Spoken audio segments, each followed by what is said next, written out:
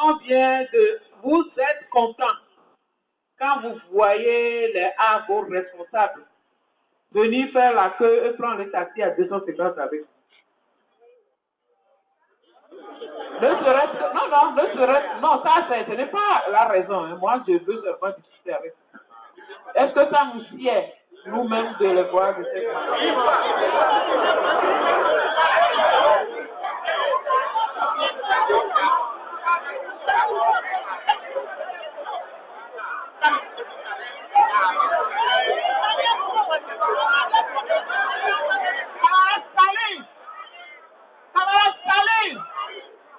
Salut camarades! Ça, c'est un aspect du problème. L'autre aspect du problème, qu'est-ce qui fait que le cadre C, le cadre D, le cadre B, le cadre A2 fait l'effort de continuer les études? Pourquoi nous faisons ça? Pourquoi les gens s'en vont à la capacité, d'autres dans les universités de la place pour payer, faire les études pour eux? C'est pour atteindre le sommet. Pour atteindre le sommet, c'est pas pour gagner plus. Hein? C'est pas pour gagner plus. Et c'est cette personne qui a fait l'effort d'aller encore à l'école pour dépasser son niveau ancien. Il devient lui-même d'abord quelqu'un qui a encore acquis d'autres connaissances. Dans la société, il acquiert d'autres notoriétés. Dans la société, il a d'autres capacités, d'autres compétences. Cette personne lui-même est très fière d'elle-même. Ce n'est pas ça? Donc, ce que je veux dire, si la personne acquiert cette nouvelle connaissance, qu'est-ce que ça lui apporte? Merci, camarade. Merci, camarade.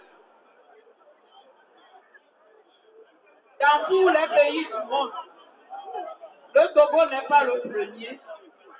Quand on veut octroyer des indemnités dans n'importe quel service, dans le privé comme dans le public, les indemnités sont toujours catégorisées. Elles sont toujours catégorisées. On a même mis dans notre statut général que les indemnités, le total des indemnités ne doit pas dépasser la moitié du salaire. C'est ce qu'il y a dans notre statut. Donc, la moitié de la totalité de toutes les indemnités que vous avez sur votre salaire ne doit pas dépasser au finish, au dernier rempart, les 50% de votre salaire. On est obligé de catégoriser ou pas. Merci beaucoup. C'est le nouveau. C'est le nouveau texte. Donc, il faut faire en sorte que les indemnités demandées ou octroyées restent dans la masse légale. Nous sommes d'accord? Ok, merci beaucoup. Maintenant, les allocations familiales, nous vous avons expliqué que l'INAM a ramené ça à 4. La Caisse nationale de sécurité a ramené ça à 4. Pourquoi, quand nous demandons que le montant soit augmenté et qu'on nous dit qu'on n'est plus dans la politique nataliste et que le gouvernement préfère prendre cet argent pour améliorer le pouvoir d'achat et que nous persistons, que nous voulons avoir cette allocation? Hein? Maintenant, qu'est-ce que vous voulez? C'est le montant, c'est les 6 000. Le gouvernement dit qu'il n'est plus dans le sens de la politique nataliste. Il ne veut même pas les payer. Il ne veut même pas les payer. Il préfère prendre cet argent pour aller faire la gratuité de l'école. Il ne veut même pas payer.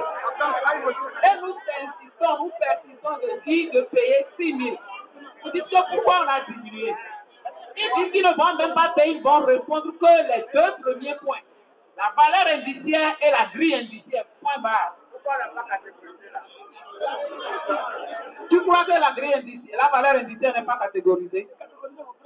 Si on fait 100%, aujourd'hui, c'est un exemple. La catégorie A1 aura le même montant, 100% que la catégorie D. Non, il dit que pourquoi on n'a catégoriser la valeur industrielle. Allocation. Allocation, ce sont des enfants, ce sont des indemnités. Les enfants sont des mêmes enfants. Il n'y a pas les enfants de A1, il n'y a pas qui sera de l'enfant de A1. Les indemnités, oui. Les catégories.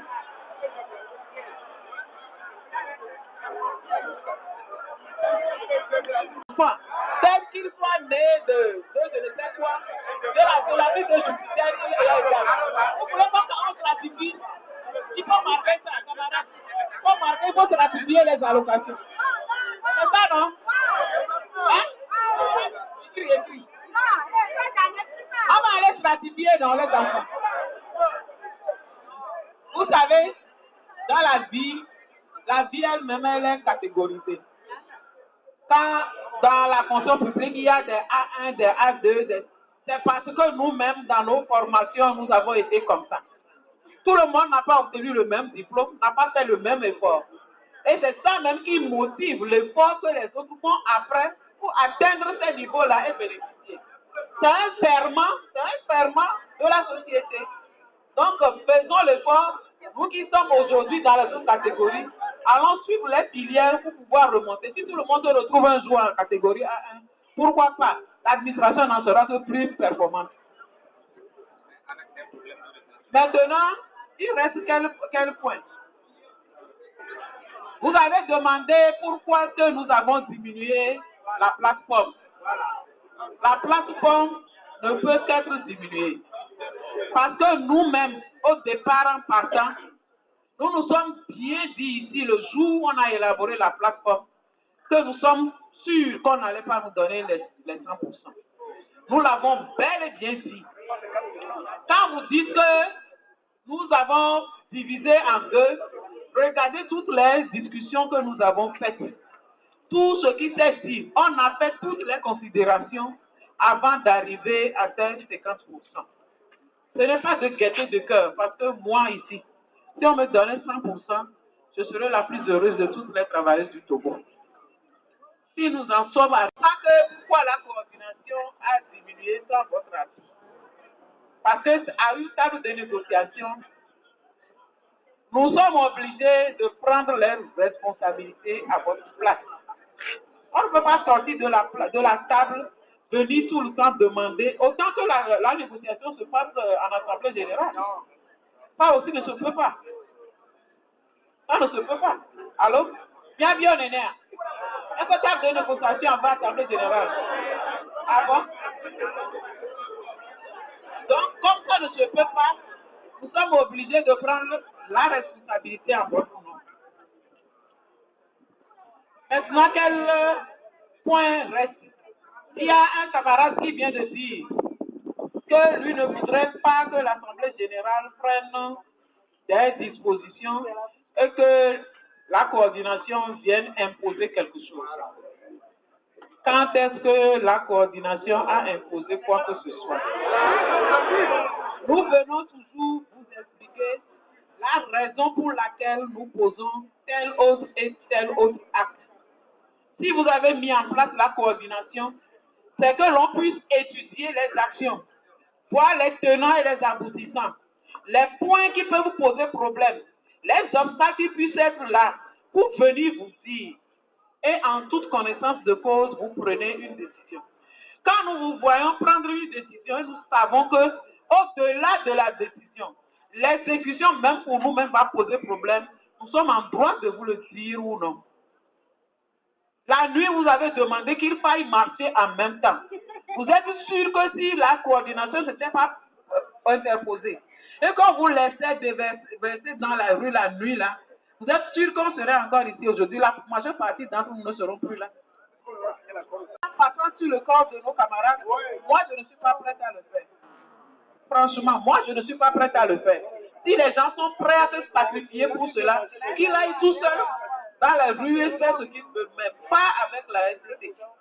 Nous n'allons pas venir ici dire que nous voulons faire ceci et sacrifier nos vies. C'est pour cela, à chaque fois que quelqu'un vient dire que nous sommes prêts à mourir, je leur dis non, ne parlez pas comme ça. Nous ne sommes pas venus ici pour mourir, nous sommes venus pour pour réclamer nos droits, nous sommes venus pour obtenir l'amélioration de nos conditions de rémunération et de travail, et non pour venir nous sacrifier, s'il vous plaît. Si j'ai mal parlé, alors traitez-moi de tous les noms. Franchement, nous ne sommes pas prêts pour cela. Donc si les gens viennent demander qu'on pose des actes qui nous entraînent à ça, moi encore une fois, si ça se passe, je vais dire non. Mais si vous passez outre ce que nous avons dit et que vous y allez, chacun d'entre vous saura que c'est en son âme et conscience. Et tout seul, il a pris la décision. Parce que nous sommes là, nous avons aussi la responsabilité de vos vies. S'il se passe quelque chose de même, moi je ne peux pas me présenter devant vos familles et dire que c'est parce que la SCT a fait ci, que ça a fait ça. Réfléchissez un peu de ce côté. On ne peut pas vous remplacer pour vos familles. C'est impossible. Quel que soit même l'argent qu'on va verser à la famille, après ça ne vous remplacera pas. Et nous ne sommes pas prêts à vous exposer à ça. Ça ne se fera pas ni aujourd'hui ni demain. Donc c'est la raison pour laquelle quand vous prenez certaines décisions et que nous sentons que la décision n'est pas prête de nous avantager, nous prenons la responsabilité en ce moment-là de nous y opposer. Bon. Maintenant, qu'est-ce que nous allons faire les jours suivants? Quelle est la décision que les camarades ont prise à l'intérieur? Le camarade qui a fait le CR de la tournée vous a dit que des camarades, certains ont proposé une trêve en attendant que les enseignants puissent reprendre les cours pour pouvoir poser les actions. Certains ont proposé des marches, de les faire dans les préfectures, ou bien et que la région maritime s'amène pour le faire à Lomé. D'autres ont proposé des sit-ins. Donc nous avons fait une compilation de tout cela et nous avons sorti les actions majoritaires. Si vous le voulez bien, la coordination prendra cette action prioritaire et après une préparation active, vous dira exactement ce qu'il y a lieu de faire. À moins que c'est ça?